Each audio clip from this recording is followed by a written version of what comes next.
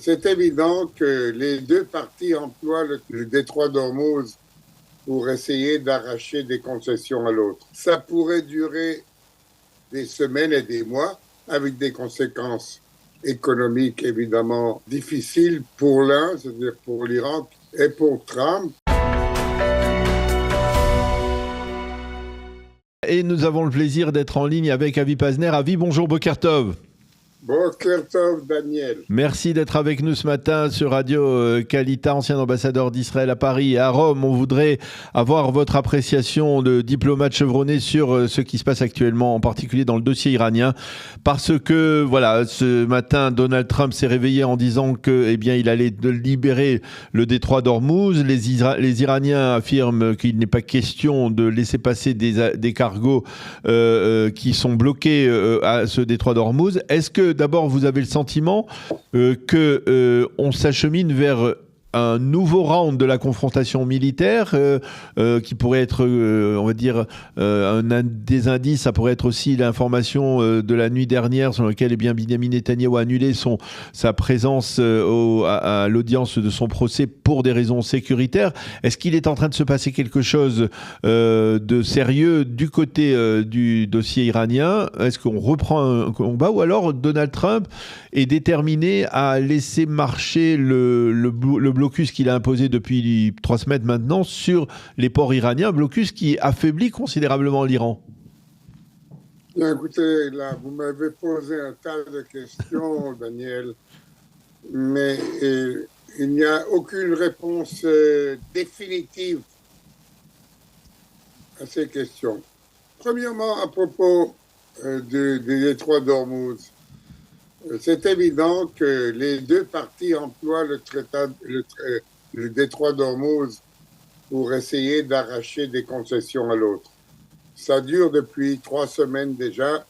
Ça pourrait durer des semaines et des mois, avec des conséquences économiques évidemment difficiles pour l'un, c'est-à-dire pour l'Iran qui ne peut pas exporter son pétrole, et pour Trump, avec des difficultés économiques en Amérique et peut-être politiques aussi, car nous sommes à la veille d'élections en novembre, des élections partielles en Amérique. Donc oui, on peut continuer le bouchage de la fermeture. Le blocage, oui. Le blocage de Hormuz, mais ça peut prendre beaucoup de temps jusqu'à ce qu'on voit des résultats. Et là, je crois que petit à petit, l'option militaire revient sur le tapis. Parce que les Iraniens négocient comme s'ils avaient gagné la guerre. Oui. Ils disent, qu'est-ce qu'ils disent en fait? Qu'est-ce qu'ils disent si vous nettoyez tous les rumeurs et tous les bruits autour? Qu'est-ce qu'ils disent à travers? Écoute, on rouvre le détroit d'Ormuz, vous et nous, et on commence à parler. Et après, on discute. Ouais. Et on va voir. Alors, les Iraniens, ils discutent depuis 5000 ans déjà. Oui. Ils vendent des tapis depuis l'aube des temps. Donc, pourquoi pas discuter en nous? Et là, et ça, c'est la fin des négociations, c'est la fin de l'opération. Cela serait un échec total de tout ce que nous avons fait, de tout ce que nous avons eu comme succès dans cette guerre. Et bon, Trump, c'est pas un enfant de cœur, il le sait très bien, mais comme je vous l'ai dit tout à l'heure, il est dans une position pas facile en Amérique où les sondages sont pas bons, ça risque de heurter l'économie, ça ne l'a pas encore fait, mais ça risque de le faire. Donc oui, à mon avis, il y a une option de retour aux hostilités, peut-être pas quelque chose de vaste comme la dernière fois, peut-être quelque chose de plus pointu, de plus exact pour quelques jours, pour démontrer aux Iraniens qu'ils se trompent sur les intentions des États-Unis. C'est une possibilité. Dans une possibilité comme ça, évidemment, Israël y prendrait part aussi.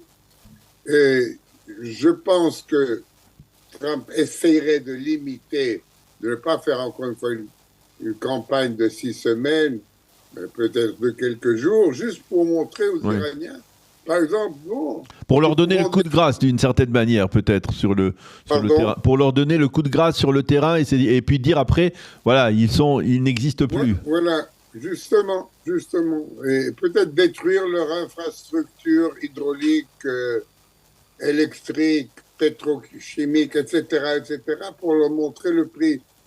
Car il faut bien comprendre que les Iraniens, ceux qui sont au pouvoir aujourd'hui, c'est un groupe avec des positions extrêmement dures et qu'il faudra peut-être leur démontrer qu'ils se trompent et que Trump est plus dur qu'eux. Et c'est mieux négocier qu'eux.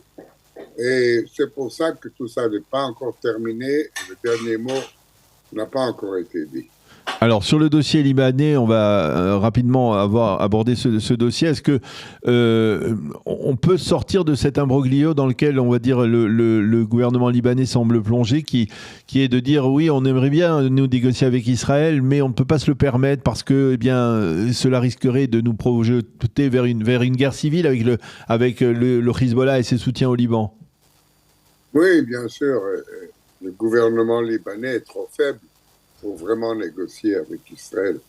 Le gouvernement libanais aurait pu éviter toute cette situation s'il avait fait ce qu'il avait promis de faire, c'est-à-dire de désarmer le Hezbollah.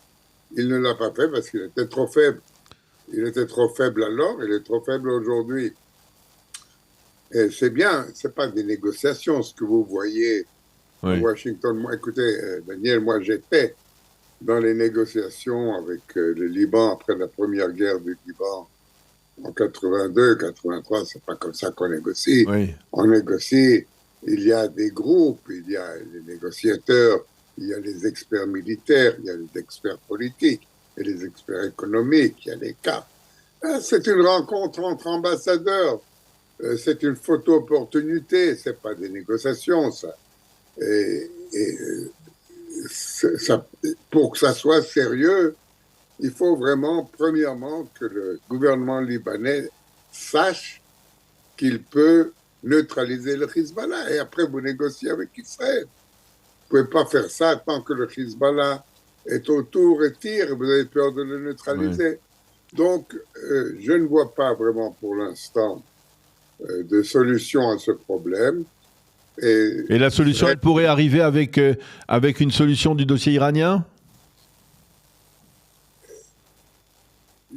Pas forcément même. Pas forcément même. Parce que le Hezbollah se trouverait dans une position où il combattrait pour sa survie. Et c'est possible que même si vous trouvez une solution au problème iranien, vous restez avec le Liban. C'est pas forcément. Pas forcément. C'est vrai, ça rendrait les choses plus faciles, évidemment. Ça libérerait peut-être les mains de Tsahal, qui sont actuellement liées. Vous savez, Tsahal est en position immobile au Liban. C'est très difficile pour une armée. Tsahal est une armée qui veut combattre, qui veut manœuvrer. C'est pas une armée qui veut être assise et subir des bombardements. Et il nous faut trouver une solution aussi au problème des drones que le Hezbollah lance sur nos forces. Ça, je suis sûr qu'on va le trouver. Mais le Liban est difficile à cause de la faiblesse du gouvernement libanais. Vous voyez, on avait mis nos espoirs que les autres chiites, pas tous les chiites sont avec le Hezbollah, il y a aussi d'autres chiites de Hamal, de Nabih Berri, le président du Parlement libanais. On avait espéré qu'ils se mettraient du côté du gouvernement. Non, ils se sont mis du côté du Hezbollah. Donc, vous avez une situation aujourd'hui au Liban où vous avez les chiites d'une part, Hezbollah et Hamas d'une part, et de l'autre part, tous les autres chrétiens, musulmans, druzes, orthodoxes, etc., avec une armée fracturée, faible. Donc là, Israël doit se préparer, il me semble, à une épreuve de longue haleine. Eh bien, merci beaucoup à Avi Pazner d'avoir été avec nous ce matin. Bonne continuation, Avi. À bientôt. Merci à vous. Merci d'avoir répondu à nos questions ce matin.